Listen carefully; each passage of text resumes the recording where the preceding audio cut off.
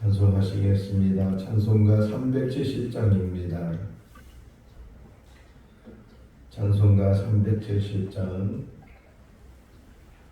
주 안에 있는 나에게 당근심 있으랴. 십자가 밑에 나아가 내 짐을 풀었네. 주님을 찬송하면서 할렐루야 할렐루야. 내 앞길 몰고 해로 나 주님만 따라가리. 그 두려움이 변하여 내게로 되었고 전날의 한숨 변하여 내 노래 되었네. 주님을 찬송하면서 할렐루야 할렐루야. 내 앞길 몰고 해로 나 주님만 따라가리. 내 주는 자비하셔서 늘 함께 계시고 내 눈빛 밤을 아시고 늘 채워주시네.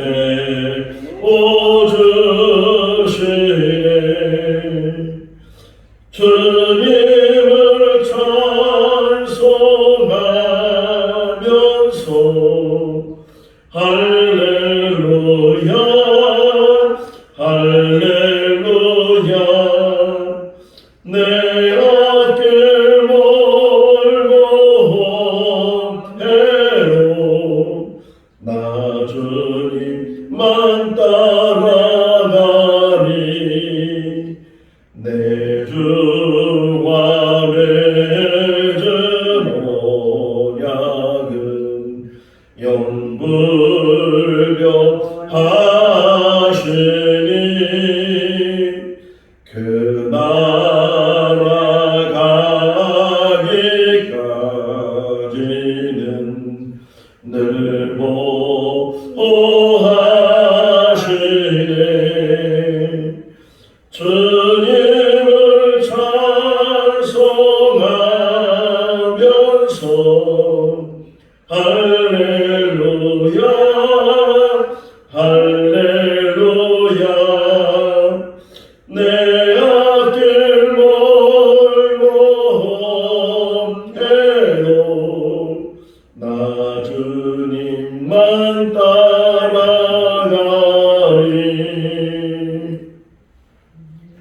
창세기 30장 25절에서 43절 말씀입니다. 창세기 30장 25절에서 43절. 라헬이 요셉을 낳을 때에 야곱이 라반에게 이르되 나를 보내어 내 고향 나의 땅으로 가게 하시되 네가 내 삼촌에게서 일하고 얻은 저자를 내게 주시어 나로 가게 하소서. 내가 내 삼촌에게 한 일을 내 삼촌이 하시나이다. 라반이 그에게 이르되 여호와께서 너로 말미암아 내게 복을 주신 줄을 내가 깨달았노니 내가 나를 사랑스럽게 여기거든 그대로 있으라. 또 이르되 내 품삯을 정하라. 내가 그것을 주리라.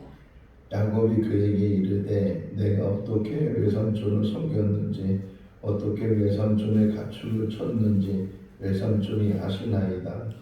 내가 오기 전에는 외삼촌의 수유가 적더니 번성하여 때를 이루었으니 내 발이 이르는 곳마다 여호와께서 외삼촌에게 복을 주셨나이다. 그러나 나는 언제나 내 집을 세우리이까. 라반이 이르되 내가 무엇으로 내게 주랴? 야곱이 이르되 외삼촌께서 내게 아무것도 주시지 않아도 나를 위하여 이 일을 행하시면 내가 다시 외삼촌의 양떼를 먹이고 지키리이다. 오늘 내가 외삼촌의 양떼에 두루 다니며 그 양 중에 아롱진 것과 점 있는 것과 검은 것을 가려내며 또 염소 중에 점 있는 것과 아롱진 것을 가려내리니 이 같은 것이 내 품삯이 되리이다. 후일에 외삼촌께서 오셔서 내 품삯을 조사하실 때에 나의 의가 내 대답이 되리이다. 내게 혹시 염소 중 아롱지지 아니한 것이나 점이 없는 것이나 양 중에 검지 아니하는 것이 있거든 다 도둑질하는 것으로 인정하소서. 라반이 이르되 내가 내 말대로 하리라 하고 그날에 그가 순점소 중 얼룩무늬 있는 것과 점 있는 것을 가리고 암요소 중 흰 바탕에 아롱진 것과 점 있는 것을 가리고 그 중에 검은 것들을 가려 자기 아들들의 손에 맡기고 자기와 야곱의 사이를 사일길이 뜨게 하였고 야곱은 라반의 남은 양떼를 치니라. 야곱이 보드나무와 살구나무와 신풍나무의 푸른 가지를 가져다가 그것들의 껍질을 벗겨 흰 무늬를 내고 그 껍질 벗긴 가지를 양떼가 와서 먹는 개천의 물 부위에서 양떼를 향하게 하네.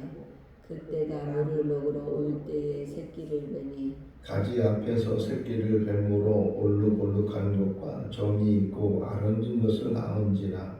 야곱이 새끼 안에 구분하고 그 얼룩무늬와 검은빛 있는 것을 라반의 양과 서로 마주보게 하며 자기 양을 따로 두어 라반의 양과 섞이지 않게 하며 튼튼한 양이 새끼 뵐 때에는 야곱이 개천에다가 양떼의 눈앞에 그 가지를 두어 양이 그 가지 곁에서 새끼를 베게 하고 약한 양이면 그 가지를 두지 아니하리니 그렇게 함으로 약한 것은 라반의 것이 되고 튼튼한 것은 야곱의 것이 된지라. 같이요.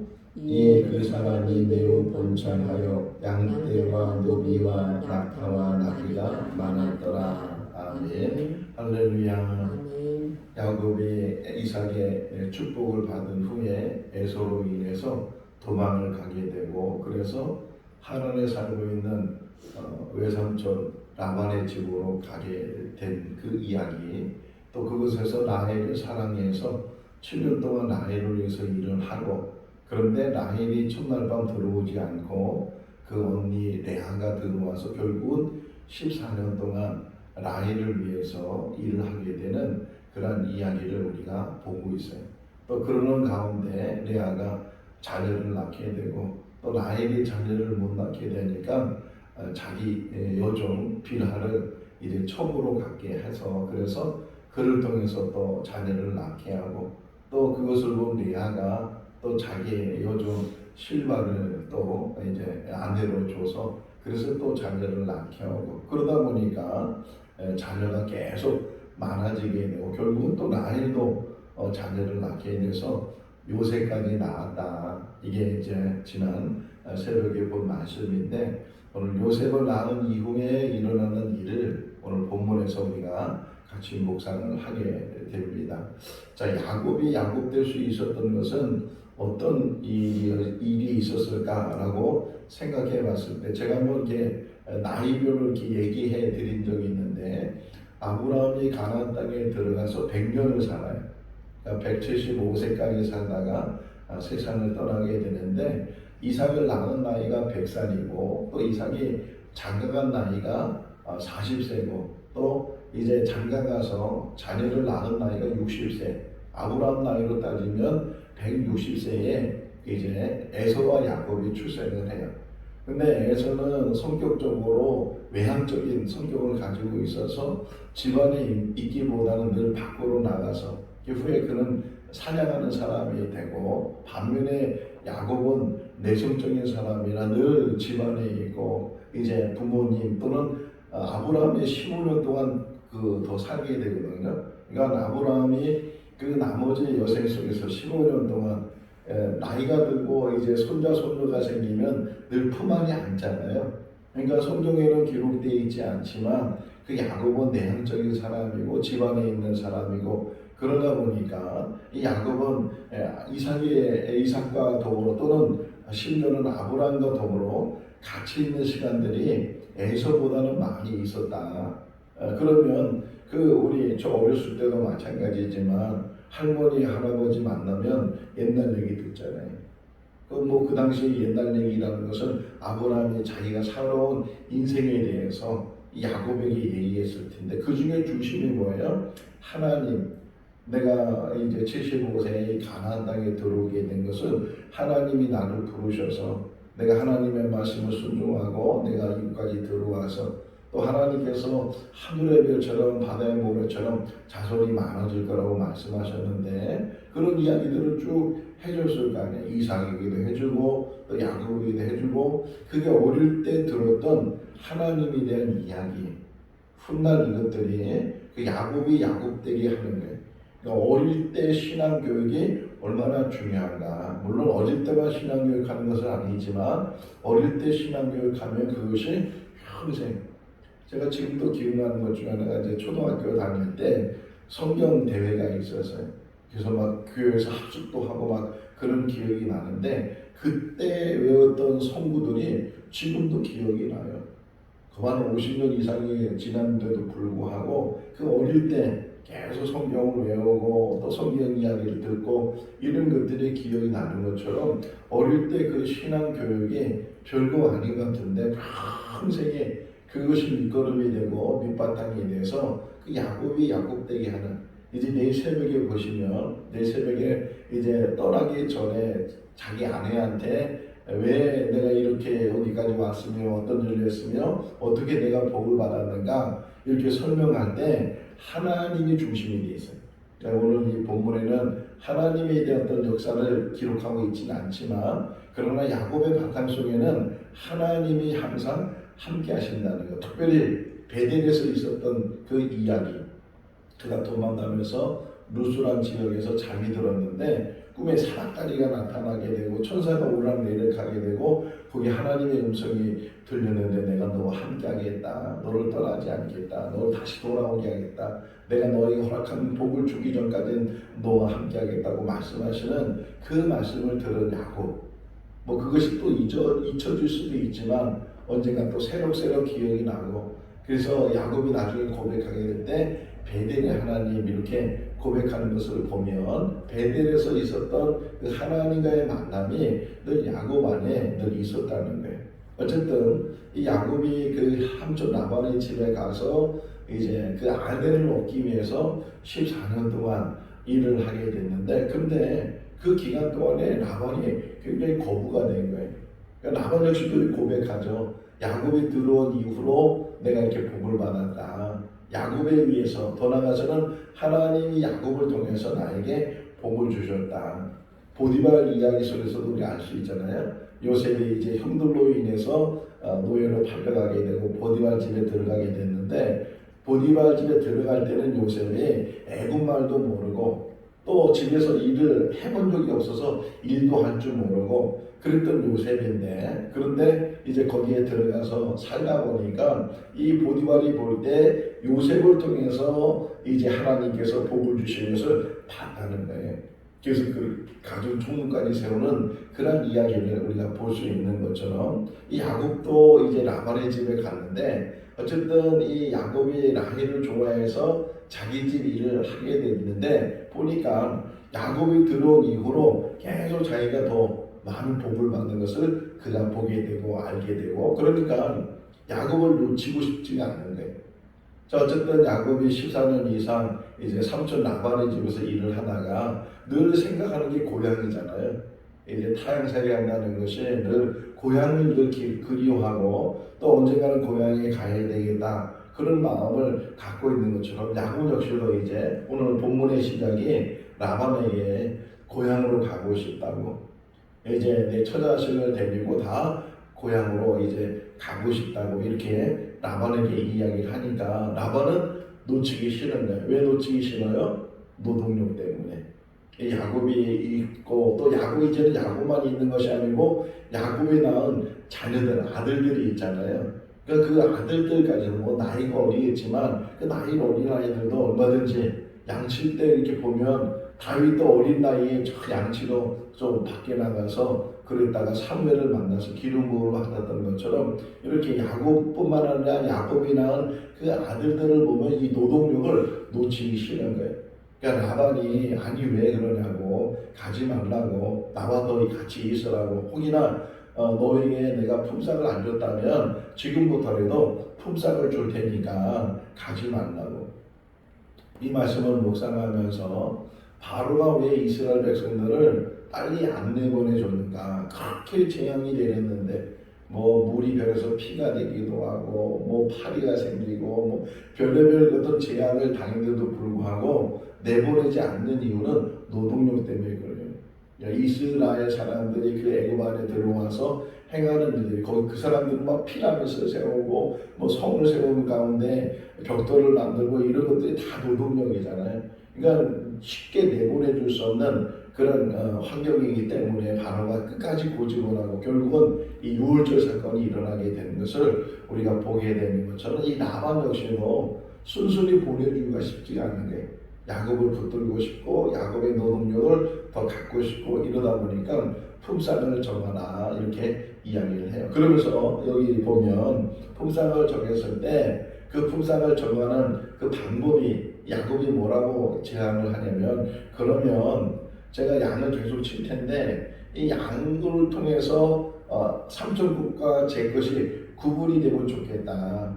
혹이나 내가 치고 있는 이 양들 속에서 얼룩지거나 또는 검은 것이나 이런 것들이 있으면 그것은 다 내 것이 되게 하고 흰 양들, 흰 염소들 얼룩지지 않고 검지 않고 이런 것들은 다 삼촌 것이 되게 하면 나중에도 언제든지 와서 확인을 해보면 얼룩진 것은 야곱의 것, 얼룩지지 않은 것은 삼촌 라반의 것 이렇게 금방 구분을 할 수 있고 얼룩지지 않은 것인데도 불구하고 가지고 있으면 이것은 도둑질한 것이니까 분명히 쉽게 알 수 있으니까 그렇게 하면 내 품삯을 정하면 좋겠다 이렇게 제안을 했어요. 흔히 속셈이라는 말, 속셈이라는 건 뭐예요? 속으로 계산을 하는 거예요. 자기 이해 타산을 자기가 얼마나 이익이 되는지 얼마나 손해가 되는지 이 속셈을 가지고 계산을 해보는 거예요. 근데 라반이 속셈을 가지고 계산을 해보니까 이 야곱이 제안한 이 일이 자기한테 굉장히 유리하다고 생각이 됐어요. 유리하다고 생각해요. 그래서 선뜻 이 야곱이 제안한 것을 받아들여요. 그래? 그러면 정말 지금부터는 그 얼룩지거나 검은 거, 아롱진 거 이런 것들은 다 네 것이 되고 혹이나 그러지 않는 건 다 내 것이 된다. 이렇게 서로 얘기가 되면서 그러면서 이 라반이 또 장깨를 부리죠. 이 계략을 세워가지고서 여기 보시면 35절 말씀 읽어볼까요? 그날에 그가 순념소 중 얼룩무늬 있는 것과 점 있는 것을 가리고 암염소 중 흰 바탕에 아론진 것과 점 있는 것을 가리고 양 중에 검은 것들을 가려 자기 아들들의 손에 맡기고.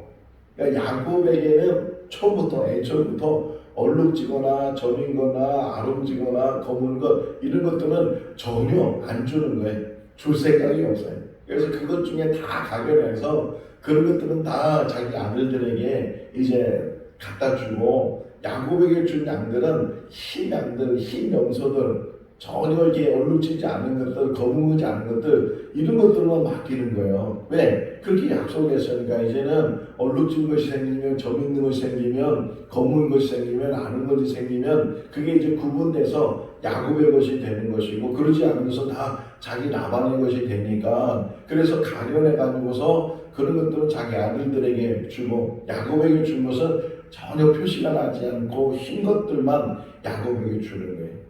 그러니까 얼마나 뻔히 보여요. 그 속셈이 얼마나 뻔히 보이는 거예요. 그렇게 라반이 야곱을 생각해 주는 것 같고 어떻게 보면 사위잖아요. 또 자기 딸들이 지금 야곱의 아내들로 있기 때문에 야곱에 대해서도 많은 배려를 해줘야 되는데 어떻게든 그 노동력을 착취하고 어떻게든 더 많은 것을 가지려고 그렇게 하는 라반의 모습을 보는 거예요. 그럼에도 불구하고 어쨌든 그리고 산을 끓일 떨어뜨려놨다 멀리 도저히 서로 교배하지 못하도록 이 야곱의 것은 얼룩진 것이나 점 있는 것이나 검은 것이 이제 태어나지 않도록 그렇게 차단을 시켜놓고 그러고서 이제 노동력을 가지려고 했던 라반.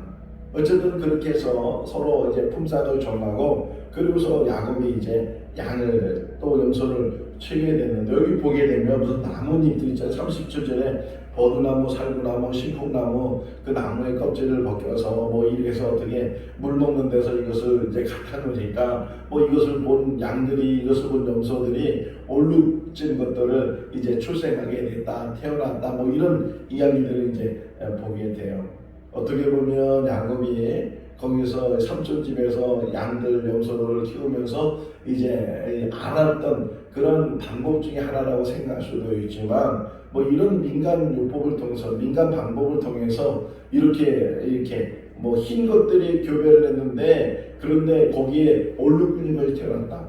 오늘도 강아지 보면은 흰 강아지인데도 불구하고 흰 것만 출생하는 게 아니고 검은 것도 나오고 누른 것도 나오고 이렇게 나오잖아요. 근데 실제로 뭘 봤기 때문에 무슨 나뭇잎이 있었기 때문에 그런 것이 아니라 그 안에 유전적으로 그것이 이제 유전자잖아요. DNA에 의해서 그것이 색깔이 정해지게 되고 그런 모습이 정해지게 됐는데 그런데 여기서는 이제 어쨌든 야곱의 자기가 사는 삶 속에서 배운 어떤 기술이나 방법 속에서 그런 나무 껍질들을 가져다가 튼튼한 양 앞에서는 그것을 보여주고 튼튼하지 않은 양 앞에서는 그것을 보여주지 않았는데 실제로 나눈 거 보니까 정말 그렇게 얼룩진 것들이 태어나게 되고 튼튼한 것들은 그러다 보니까 마지막 절에 보면 그가 번창을 하게 됐다, 부한자가 됐다 이렇게 이야기를 해주고 있어요. 그런데 이제 나중에 자기 아내한테 고백하는 것은 하나님이 하셨다.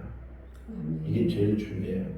아무리 인간의 방법을 가지고 아무리 인간의 경험을 가지고 이렇게 하면 될 거다라고 생각하지만 그러나 그 모든 배후에 일어나는 일들은 하나님이 하시는 거예요. 어떤 요령이 없고 어떤 방법이 없고 어떤 경험이 없다 할지라도 오직 하나님만 의지하게 되면 때가 되면 그 모든 때를 통해서 하나님이 이루어가시는데 자그마한 사람은 사람의 방법으로 뭔가 이루려고 하고 이루었다고 혹이나 생각한다는 거예요. 신명기의 말씀을 보게 되면 하나님께서 염려하는 것 중에 하나가 혹이나 이스라엘 백성들이 부해지면 이제 잘 살게 되면 그들이 하는 말이 자기 능력으로 인해서 자기가 힘을 다해서 자기가 노력을 해서 자기가 땀을 흘려서 그래서 그렇게 부해졌다고 말할까 염려된다는 거예요.